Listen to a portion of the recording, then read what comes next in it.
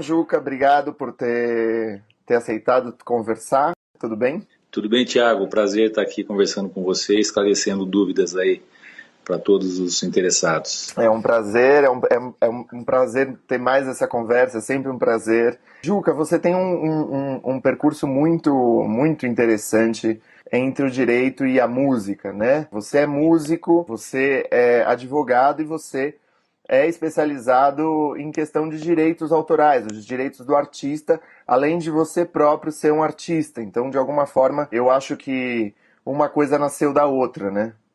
Sim, eu acho que as duas coisas estão ligadas de alguma maneira para mim, desde do início, desde a faculdade, eu sempre tive uma atividade paralela entre a música e o direito autoral ficou sendo um elo entre as duas coisas, né? Porque no final das contas é o direito que cuida do artista, né? É o direito que cuida do autor, dos direitos do autor, né? Uhum. Então foi o ponto de equilíbrio que eu encontrei para poder conviver com esses dois lados aparentemente tão antagônicos, né? Pois é, então, justamente, são aparentemente antagônicos, inclusive porque eu posso dizer que é o meu caso há alguns anos atrás, e deve ser o caso de muita gente, que assim, as pessoas elas se especializam ou pelo menos mergulham numa atividade que é uma atividade artística, é uma atividade sensível, é uma atividade que te toma muito, que exige também talvez uma suposta postura em relação às coisas que muitas vezes pode atrapalhar da outra parte. Parece que são mundos bem distintos, mas que eu te chamei, inclusive, porque eu sei que na verdade, nós, artistas, precisamos olhar para um outro lado, que é um lado das coisas do mundo, que é o lado das negociações, dos contratos, né? Eu queria começar Claro. te perguntando, até porque eu não sabia quando eu comecei essa jornada, o que é direito autoral, o que está implicado nesse termo? Bom, direito autoral é o direito que defende todos os direitos dos autores, dos criadores, né, de uma obra intelectual. Conceito que existe praticamente desde o século XVIII, de origem principalmente a sua institucionalização, sua idealização principalmente na França. No Brasil, a primeira lei autoral, inteiramente autoral, dedicada ao direito do autor no Brasil, ela só surgiu em 1973. Um momento assim tardio, né, com relação à comparação com os demais países da Europa, da América do Norte, mas também de alguns países da América. Desde o começo do século XX, algumas regras básicas de direito autoral eram incluídas no Código Civil Brasileiro, de 1917, primeiro Código Civil Brasileiro. Mas não tínhamos uma lei específica. Então, com o surgimento da primeira lei, que é a Lei 5.988, de 1973, é que se sistematizou como que você faz a defesa dos direitos dos autores frente a, principalmente, a grande variedade de negócios que surgiram no decorrer principalmente do século XX com relação às obras culturais. Se a gente for fazer, por exemplo, talvez o universo mais afetado tenha sido o da música, né, que no começo do século XX o grande negócio da música era a venda de partituras.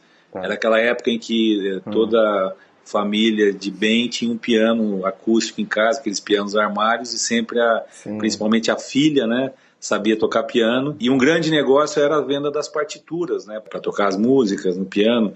E isso acabou evoluindo com o surgimento do rádio e do disco para um mercado que foi se ampliando de uma forma extraordinária e virou CD, e virou MP3, e virou hoje todos os portais de streaming que tem aí, YouTube e tudo mais, e a difusão da música pela internet.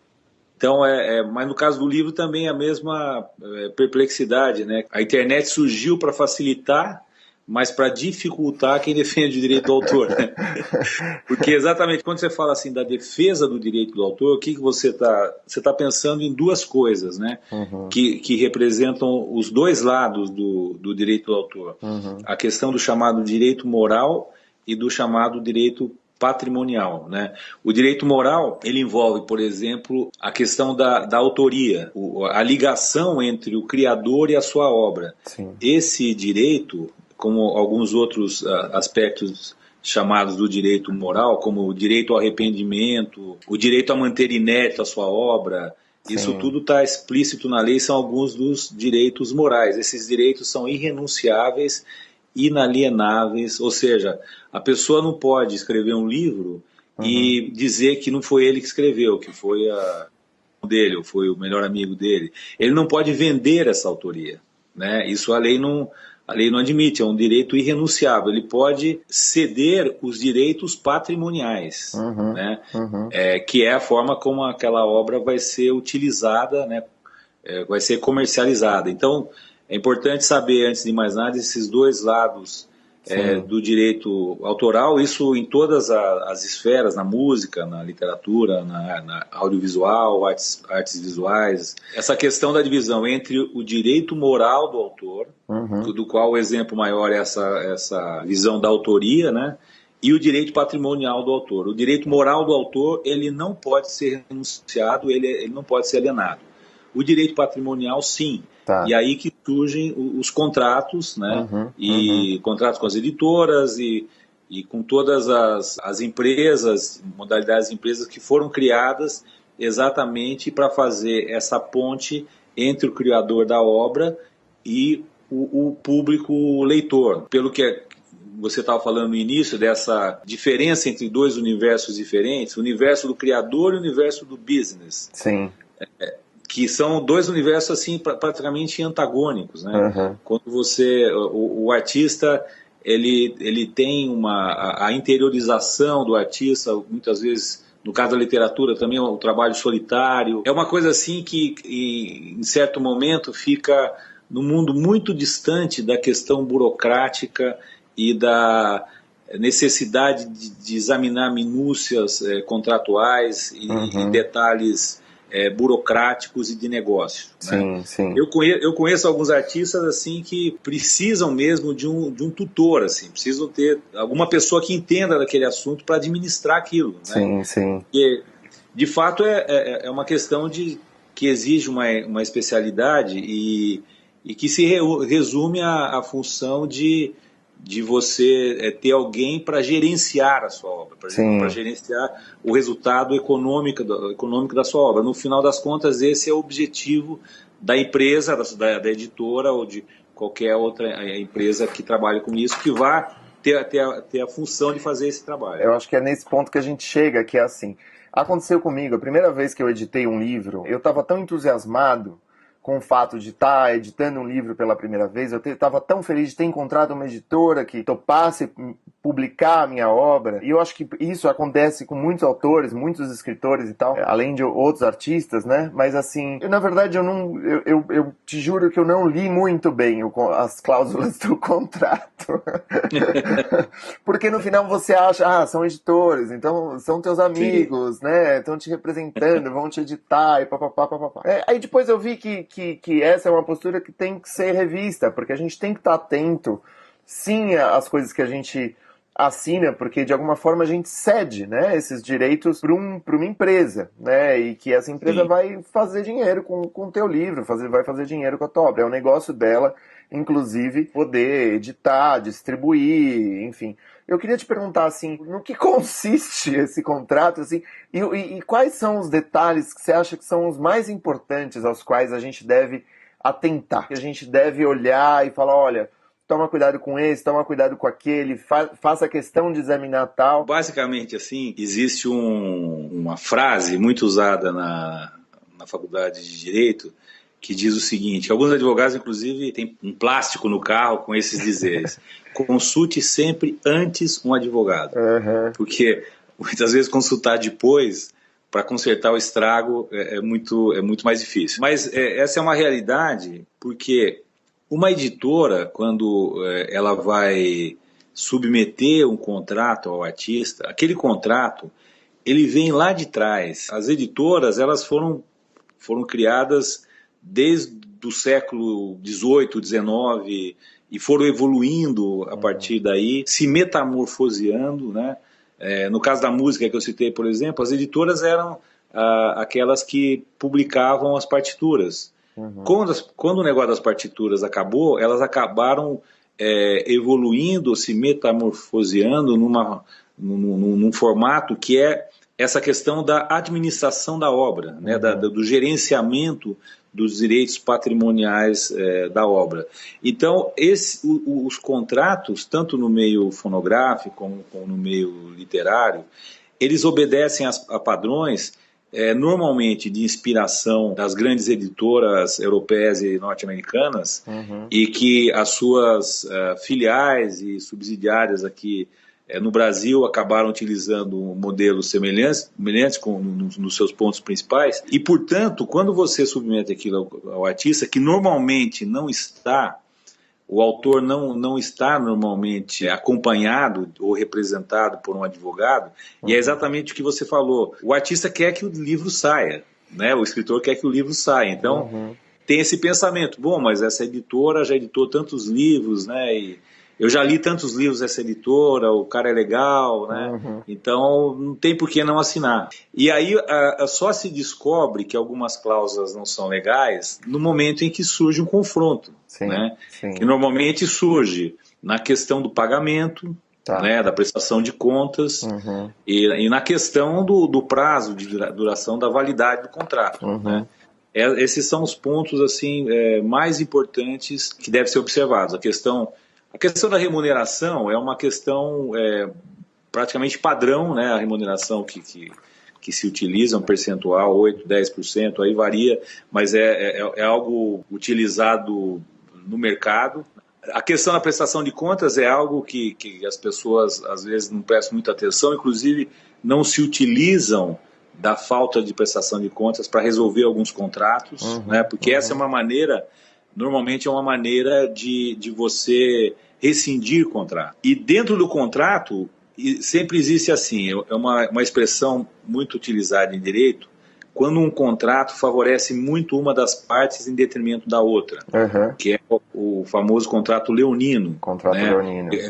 Uma das partes fica com a parte do leão. Sim, né? sim. E isso acontece principalmente num tipo de cláusula, que é a cláusula que ela trata das responsabilidades das partes. Certo. Então, normalmente, as responsabilidades para a editora, nos maus contratos, né, as editoras praticamente elas ficam imunes ou isentas de qualquer desrespeito ao contrato. Sim. Porque uma garantia que o autor deve ter é que, se aquele contrato não for cumprido, que ele possa ou rescindir o contrato ou exigir da outra parte a contratação. Esse é um princípio básico do direito contratual. Legal. E o que você acha que é, assim, condição mínima? Assim, quais são as responsabilidades mínimas que uma editora precisa apresentar num contrato para que os direitos do autor sejam garantidos? Bom, vamos pensar no seguinte, que um dos requisitos básicos hoje dos negócios, em geral, isso também por conta da internet e da tecnologia que permitiu que você tivesse acesso ao maior número de informação possível, é imprescindível que haja uma transparência nas informações. Isso é um ponto fundamental. Ou seja, o contrato deve prever com muita clareza a forma da prestação de contas. Normalmente é um padrão, a prestação de contas que a editora faz é trimestral. Então, essa prestação de contas ela deve ser realmente cumprida à risca. O autor deve ter o direito de questionar essa prestação de contas, se ele tiver dúvidas, o contrato deve prever isso aí. Possibilidade da editora ter que demonstrar documentalmente a veracidade de algumas alegações que ela coloca na prestação de contas. Ou seja, essa questão da prestação de contas é uma coisa que eu acho muito importante, porque é a forma como o autor pode averiguar se o contrato está sendo cumprido, né, por parte da editora. Porque qual que é o objeto desse contrato, o objetivo dele? Da parte da editora, ela espera que você entregue uma obra original, né, para ela, e ela tenha a função de fazer com que aquela obra renda dinheiro para ambas as partes. Né? Então ela está pensando no lucro, né? Quanto mais ela vai vender, ela vai pensar nas estratégias do lucro, nas estratégias de venda para oferir mais lucros. Do ponto de vista do escritor, além, óbvio, de querer também ter a receita econômica, mas uma das coisas fundamentais é que aquela obra tenha visibilidade. Sim, né? sim. Isso é uma questão fundamental.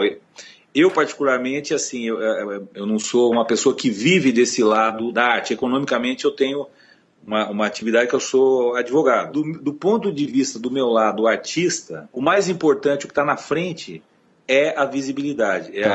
Eu contratar aquela empresa para ela fazer com que o meu produto seja alcançado pelas pessoas, pelo consumidor.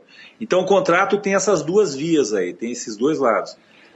A questão da prestação de contas é importante e a questão de como vai ser feita essa divulgação. Exatamente. Quanto mais detalhado puder ser feito isso, melhor será para o autor, e isso deve ser incluído, inclusive, na prestação de contas. Se por acaso a editora se compromete a envolver tais livrarias ou tais ações de marketing, isso aí deve constar expressamente da prestação de contas, né? E o autor deve cobrar isso aí, porque isso muitas vezes é uma das coisas que mais ocorre. O escritor faz o contrato e praticamente continua a sua vida, esquece de verificar e cobrar o cumprimento daquele contrato. Né? E as próprias editoras, existe uma coisa interessante, porque como existe do ponto de vista do autor, do escritor, normalmente uma informalidade e uma ausência de assessoria jurídica, muitas editoras relaxam nessa prestação de contas.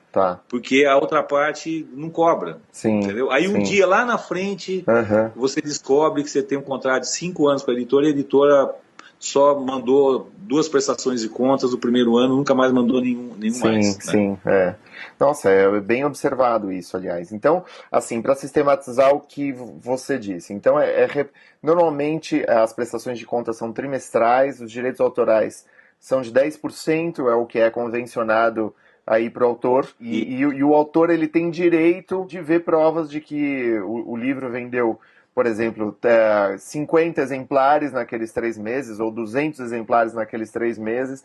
Ele tem que saber quantos exemplares a editora vendeu, né? Essa é a prestação de contas, né? E se por acaso eu tiver dúvidas, é legítimo e é direito do autor, não é uma ruptura das relações. Exatamente. Você poder dizer, eu queria ver mais ou menos como que essa venda se exerceu. Você pode mostrar aí um relatório de uma nota fiscal, uma cópia disso para isso e tal. E aí outra coisa que você fala é que fique bastante claro, que fique bastante discriminado o modo como esse livro vai ser divulgado. Isso para mim é uma questão, Juca, porque no mercado editorial tem editoras que são editoras pequenas, que não fazem exatamente um trabalho de distribuição e não tem muito fôlego para fazer isso, porque eles estão concorrendo com editoras muito grandes. Então, o espaço das livrarias é um espaço de batalha, porque é combatido com unhas e dentes com grandes jogadores, né? Big players, aí, grandes editoras que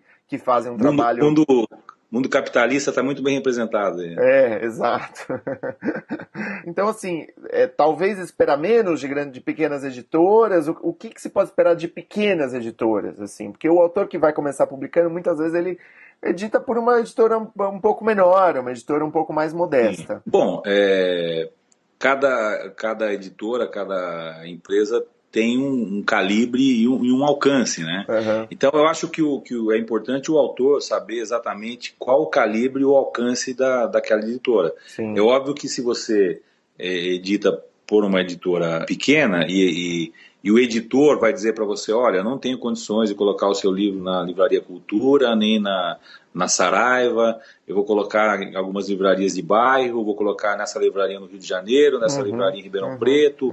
Eu acho que precisa ter uma clareza, e isso é uma questão que eu falei da questão do marketing e da estratégia de divulgação, que precisa estar no contrato com toda clareza, para que não se crie uma expectativa frustrada. Dentro daquela ideia que a pessoa às vezes não lê o contrato, imagina que vai virar o Paulo Coelho e que vai estar em todas as livrarias, né? Vai chegar numa viagem, vai para o Nordeste, vai entrar numa livraria do aeroporto lá em Fortaleza e vai querer que o livro esteja lá. E o livro não está lá, ele vai lá e vai brigar com a editora. Pô, por que meu livro não está na livraria do aeroporto de Fortaleza? Porque não está no contrato, você leu o contrato? Sim. Né? Então, essa questão do que você esperar de uma editora pequena, isso tem que ser muito bem combinado entre as partes para constar do contrato, inclusive. Claro, Né? claro, sim, sim. Eu acho que hoje nós temos assim um universo que está se modificando muito rapidamente e está trazendo uma importância muito grande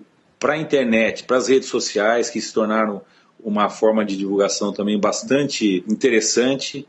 Eu tenho a impressão que, com o passar do tempo, cada vez mais essa forma de divulgação digital ela vai se tornar cada vez mais importante.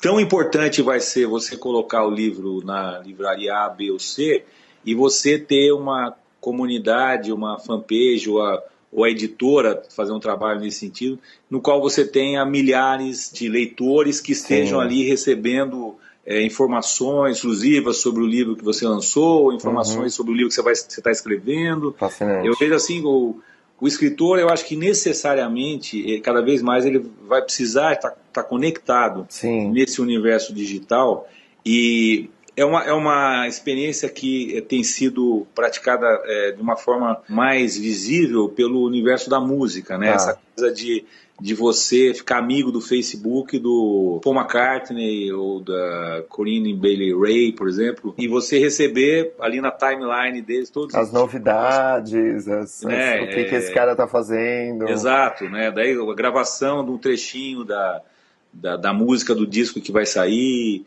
Então tem que haver aí essa interatividade cada vez mais. É um trabalho super importante que tem que acompanhar a divulgação do livro. E Juca, antes de entrar nessa esfera do digital e tal, que é realmente, tipo, é uma via de publicidade, de divulgação da obra, que você bem ressaltou, eu acho que faz parte de um movimento de profissionalização do escritor, né, ao longo desses últimos tempos aí, que eu acho que hoje em dia é fundamental, mas, assim, só para circunscrever, tem um detalhe que você falou do contrato, que é a questão do tempo de expiração do contrato.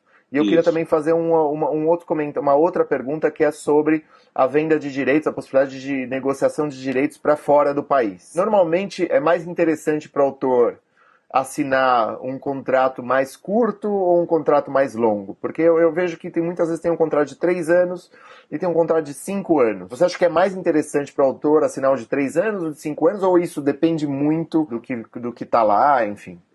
Olha, eu acho que depende muito do contrato. Se você assina um contrato com uma editora sólida e que tenha uma certa abrangência, e esse contrato prevê com clareza a forma como essa editora vai divulgar o seu livro e vai fazer a venda.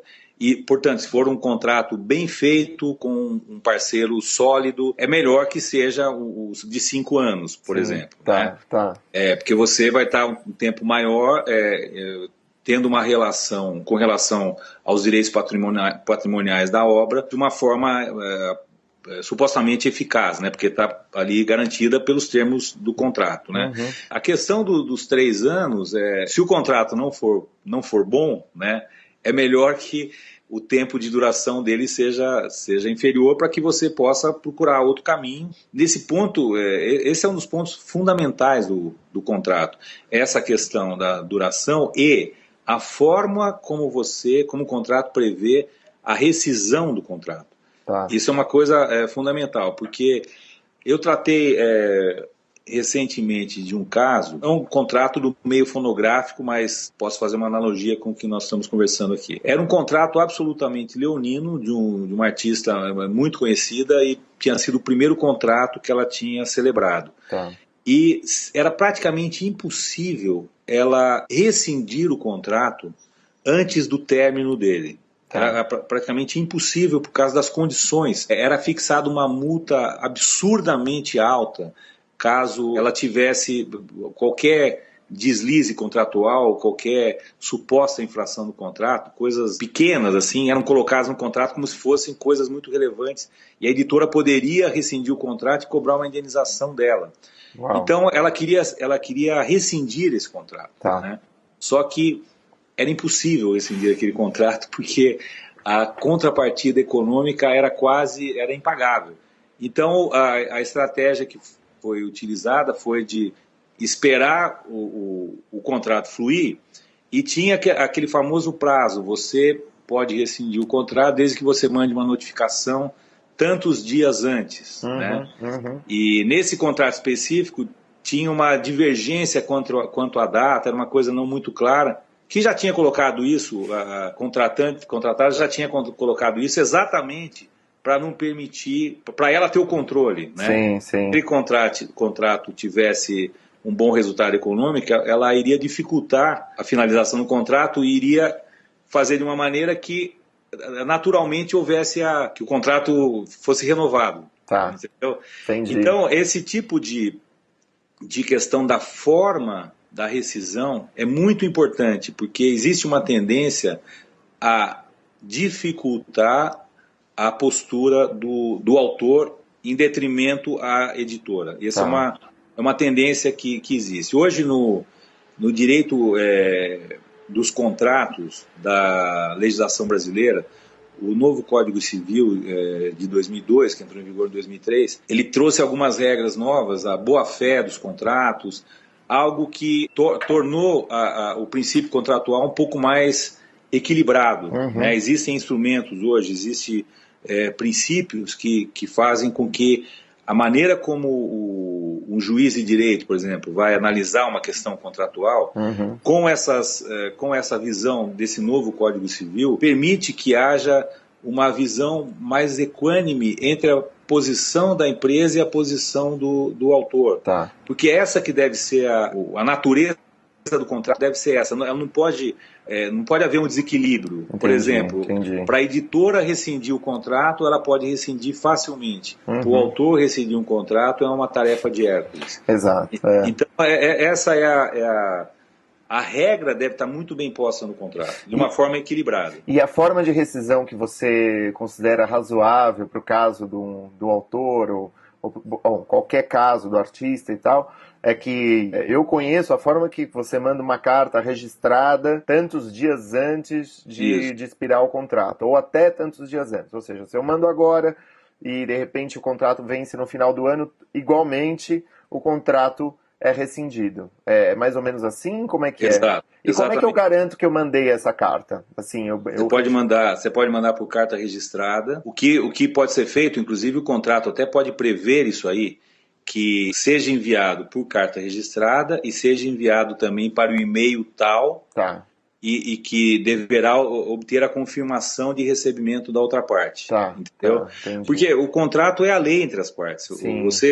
O contrato que vai dizer como aquilo vai ser executado. Você pode até colocar o seguinte, olha, essa notificação vai ser feita só por e-mail. Você pode até colocar isso no contrato. Sim. Né? O que é importante é ver assim, que existem duas formas de rescisão do contrato. Uma é essa, exatamente que você mencionou, que é tantos meses antes do vencimento do contrato, que qualquer uma das partes pode optar por enviar uma notificação dizendo que não quer renovar o contrato. Né? A outra é quando, olhando do ponto de vista do autor, quando a editora descumpre alguma das regras fundamentais do contrato. Por exemplo, não presta contas.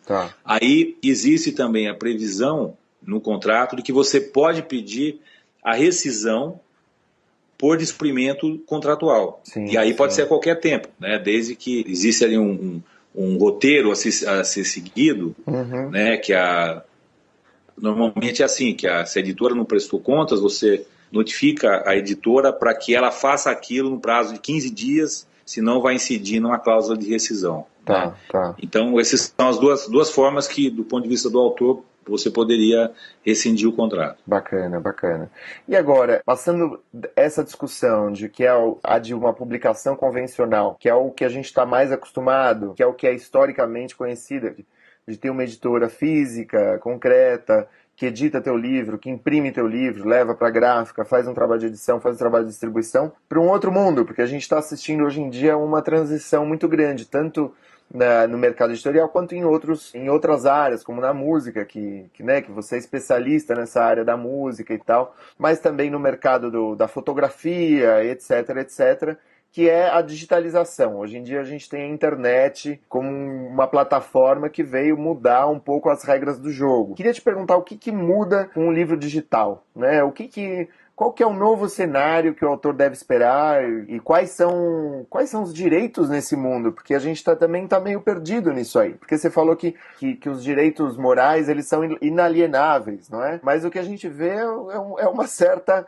alienação, muitas vezes, do direito autoral, né? Muitas vezes a gente faz uma coisa que perde um pouco a sua proveniência e tal. Queria te perguntar o que muda, então, com o e-book. O e-book, as grandes editoras, as livrarias digitais e tal, as editoras, elas perdem espaço nesse terreno? Como é que funciona? Eu faço uma analogia com os outros mercados culturais, né? O mercado que está mais avançado com relação a isso, o mercado da música, por exemplo.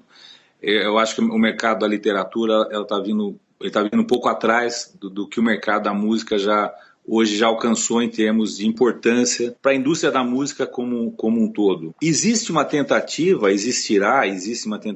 das grandes editoras continuarem dominando a forma de venda dos e-books, né? E no mercado da música, por exemplo, isso está acontecendo de uma forma bem sucedida através de várias ações, tanto que a indústria fonográfica, por exemplo, que com a pirataria entrou em declínio no início do século XXI, já encontra uma forte recuperação, principalmente por conta das vendas digitais, né? Teve um primeiro momento que foi a questão da pirataria, que foi uma coisa avassaladora, que no caso dos livros, isso não afetou nem de longe da maneira como a indústria fonográfica foi afetada. Eu vejo um cenário onde que cada vez mais vai haver uma formalização, a pirataria ela vai cada vez perder mais espaço por uma forma de venda do livro, do e-book mesmo, de uma forma regular, de uma forma paga. A questão é que os autores, na internet, eles têm a possibilidade teórica de colocar o seu produto ao alcance de qualquer pessoa em qualquer lugar do mundo. Sim, né? Sim. Uma pessoa lá na Birmânia pode ter acesso a um e-book seu, se tiver um site X, né? A partir do momento que você lança o teu e-book, ele pode comprar. Exatamente. Agora, a grande questão é exatamente como você vai saber, como que aquele cidadão da Birmânia vai saber da existência do seu e-book, né? Exato. E aí que entra a questão da força e do poder das grandes editoras, né? Que vão investir cada vez mais numa forma de divulgação que é mais ou menos, a gente pode fazer um paralelo, uma analogia com o que a gente encontra quando a gente vai, por exemplo, na Livraria Cultura. E você entra lá e vê aqueles livros em exposição, né? Que estão ali por uma razão, né? Que é uma razão que imaginamos seja econômica, né? Sim. E você fica tentado é o que você vê ali, para você poder investigar o que realmente atende mais ao seu gosto, você vai ter que andar por aqueles andares, aquelas estantes lá, e os iniciados vão saber exatamente onde encontrar o que eles querem. Os não iniciados vão sentir uma tendência a comprar aquelas primeiras ofertas luminosas da vitrine, né? Sim. Eu acho que mais ou menos é isso que vai continuar acontecendo, só que no outro universo, no universo digital. Sim. E a grande diferença, na verdade, da questão do e-book, além dos custos de produção, né, que são muito mais baratos do que do livro em papel, né, mas é a questão do alcance e da distribuição, né? Sim. Essa é a grande diferença, né, o exemplo que eu dei com o cidadão da Birmânia. Mas como colocar isso no contrato? Né? Porque, na verdade, uma das questões da internet é exatamente essa questão da territorialidade. Porque, normalmente, quando era um livro em papel, você pode assinar um contrato com uma editora brasileira para lançar o livro aqui no Brasil, com a editora francesa para editar o livro na França, com a editora indiana para lançar o livro na Índia. Agora, com a questão dos portais, né, de venda de e-book, né, a Amazon, por exemplo, isso muda completamente a forma como você imagina a territorialidade. Sim, né? sim. Existe quase uma eliminação das fronteiras. Né? E o contrato deve prever isso. Uma outra coisa importante que eu esqueci de mencionar é que tem uma característica das mais marcantes do direito de autor, é que as regras de direito de autor são restritivas. Isso é uma expressão que está colocada de uma forma clara e objetiva na lei autoral. Isso significa o quê? Se você tem um contrato para o livro físico, esse contrato não vale para o mundo digital. Tá. A não ser que você ou faça um aditamento contratual, né, ou faça um novo contrato específico para o mundo digital. Porque algumas editoras se utilizaram do contrato original, escrito, assinado numa época que nem existia a ideia do e-book, para lançar versões digitais dos livros. Isso é ilegal. Isso claramente ofende a lei autoral. Tá. Essa é uma questão. Por exemplo, se eu assinei um contrato em 2006 ou em 2007, quando a Amazon não tinha validade aqui, eu assinei um contrato de impressão do livro, digamos, do livro físico. E esse livro contempla a distribuição em... Né, na época, os termos não eram exatamente e-book, mas assim, tinha em CD... né, muitas vezes existe esse tipo de coisa. Essa cláusula mais vaga, ela inibe, por exemplo, o autor de querer negociar o próprio livro nessa outra instância digital? Ou a gente já parte de um direito de poder negociar com qualquer outra editora de publicação digital, ou eventualmente publicar o meu próprio livro? Como é que é? Bom, precisa ver muito bem o que consta exatamente do contrato com relação a isso, porque um tipo de cláusula que era colocado quando começou a surgir o mundo da internet, que dizia o seguinte: esse contrato é válido para a edição em papel do livro e para todos os formatos que forem criados. Exato. Entendeu? Esse tipo de cláusula tem sido derrubado nos tribunais. É ilegível. Com entendimento exatamente baseado nessa regra da natureza restritiva das regras de direito de autor. Teria que celebrar um novo contrato, específico para o meio digital, se aquela editora quiser fazer a versão digital do livro. E o que o autor pode fazer, para se resguardar, inclusive, vamos imaginar a alternativa, uma das alternativas que você mencionou. Vamos imaginar que você lançou um livro em papel em 2006, assinou um contrato, o contrato tem uma cláusula como essa que eu mencionei, para todas as plataformas futuras que existirem, e você quer lançar um e-book por outra editora, ou você mesmo lançar o e-book. O que seria conveniente fazer, seria oportuno fazer, é fazer uma notificação à editora, mencionando essa natureza restritiva do direito de autor, para dizer que, tendo em vista essa lei, né, esse artigo da lei, que está informando que você vai lançar um e-book, mas vai lançar um e-book por outra editora. Aí precisa atentar para uma questão que pode surgir, porque normalmente existe uma cláusula, na maioria dos contratos, dizendo com relação da renovação ou da preferência da editora para lançamento de um livro. Então, esse livro digital, a editora pode entender que estaria abrangido nessa cláusula.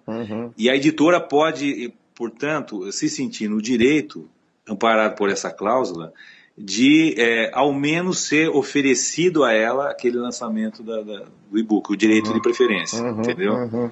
Então essa é uma questão que pode surgir também. Muito embora seja a mesma obra, né? Você está lançando a mesma obra que você lançou no papel, você vai lançar no digital. Mas, por exemplo, se eu quero lançar o livro, ou seja, eu não estou dando preferência para nenhuma editora, eu estou exercendo meus direitos sobre a minha obra e lançando o livro de uma maneira autônoma. Essa cláusula continua válida? Isso depende muito de outras das cláusulas do contrato. Eu vou citar um exemplo aqui, para você ver que em alguns momentos a editora pode funcionar mais como uma inimiga do autor do que como uma interessada em realmente administrar a obra. Tem um caso que se tornou famoso no meio fonográfico do cantor e compositor Zé Ramalho. Ele assinou um contrato com uma gravadora e, como é praxe, ele editou as músicas, as canções dele, que ele gravou naquele disco, na gravadora, na editora da gravadora. Vamos imaginar, por exemplo, eu não me lembro exatamente qual é a gravadora, mas vamos imaginar que fosse a a EMI Music, então ela assinou o contrato, teria assinado com a EMI Music e assinou um contrato de edição das músicas na EMI Publisher. Aí, chegou um determinado momento, ele resolveu mudar de gravadora, só que aqueles contratos com as editoras de música originais, tinham, e tem, a maioria até hoje, uma cláusula de rescisão quase impossível de você obter a rescisão do contrato. É um contrato que quase se torna vitalício. Então ele foi para outra gravadora e gravou outros discos, até que chegou num momento da carreira que ele quis gravar um DVD com todos os sucessos dele, inclusive com alguns sucessos que ele tinha editado naquela primeira editora. Exato. E aí ele foi pedir, de acordo com o contrato de edição, você tem que pedir autorização para gravar, mesmo você sendo o autor. Nossa, tá. Então ele que criou a música pediu autorização para a editora, com quem assinou o contrato, para ele gravar a própria música dele. E a editora quis cobrar por isso. Então ele teve que entrar com uma ação judicial, que obviamente ele venceu a ação, né, no qual se reconheceu que é absolutamente inaceitável que a empresa que é constituída para administrar a obra do autor venha a dificultar que o próprio autor utilize a sua obra. Pois é, e uma pergunta, quanto tempo levou esse processo, essa ação judicial? Porque muitas vezes a duração disso impede você de realizar alguns projetos. Exato. Aliás, se eu fosse advogado do Zé Ramalho, eu teria entrado com uma ação indenizatória também, pelo período que ele ficou impossibilitado de gravar sua música. E quanto à venda do livro para fora, a editora com a qual você firmou um acordo no Brasil, ela tem um direito obrigatório de poder negociar o teu livro com outras editoras e ficar com uma porção dessa... Como é que é isso? Então, normalmente, os contratos mais recentes que têm sido firmados, eles já prevêem essa possibilidade expressamente. Já prevê, inclusive, como se faz a negociação com as editoras de fora, com os portais de fora, qual o percentual. Isso é algo que já vem sendo tratado. Como eu disse, a lógica da celebração desses contratos, do ponto de vista da editora, é algo muito elaborado, é algo que parte de experiências já feitas, principalmente nos países onde o e-book está muito mais avançado que no Brasil, onde existe um mercado editorial mais forte que o Brasil, como nos Estados Unidos, na Europa, no Canadá. Então, os contratos originais, as primeiras experiências de cláusulas com relação a essa questão do mundo digital em relação ao mundo físico, já foram testados nesses outros países e estão sendo inseridos nos contratos que as editoras têm celebrado aqui no Brasil já há algum tempo.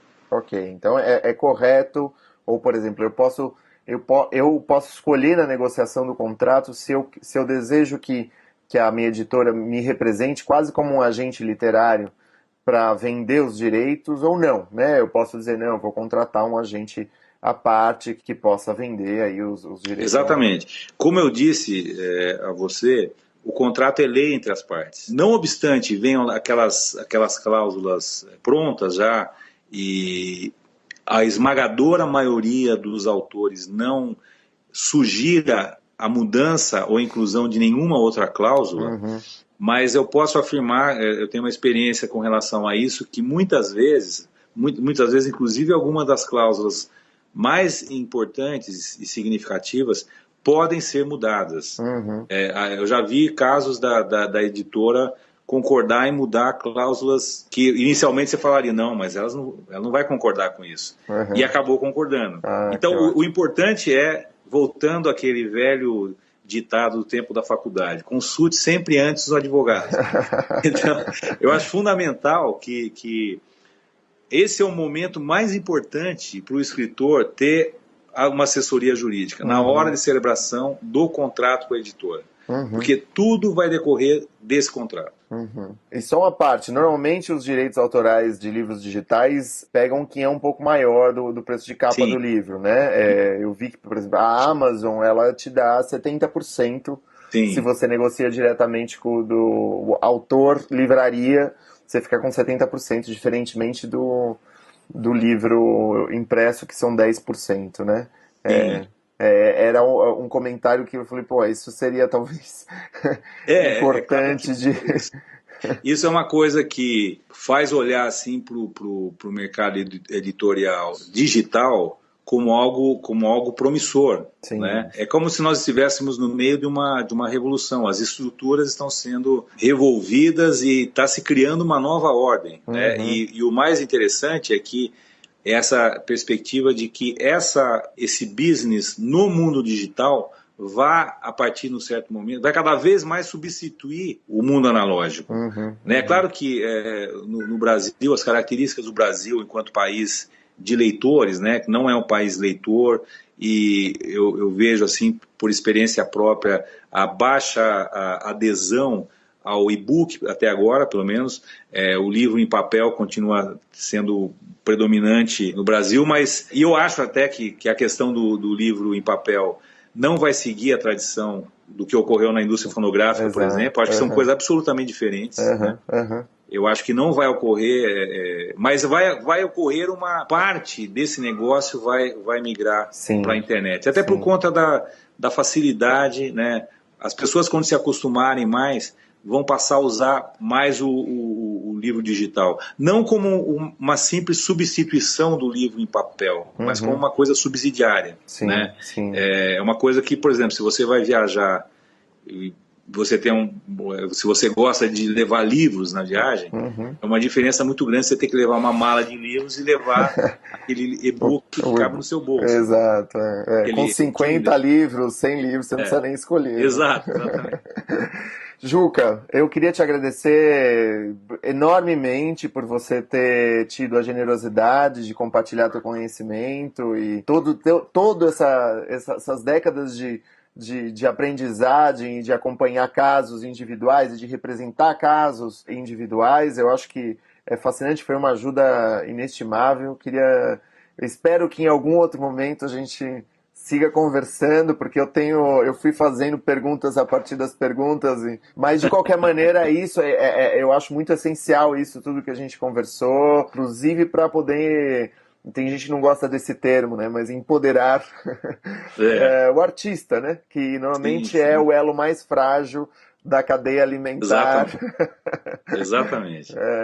Obrigado, Juca. Eu estou à tua disposição, qualquer outra dúvida que surgir. Eu agradeço a oportunidade. Sempre é bom poder chegar até os autores, né, e transmitir essa mensagem da importância dele saber dos direitos dele para poder se defender, né, nessas contratações no qual do outro lado ele está se defrontando com uma estrutura poderosa que não foi construída aqui na esquina, mas que está lá em Nova York, que está lá em Paris, está lá em Londres, né? Bacana, obrigado. Um abraço, obrigado. Um abraço.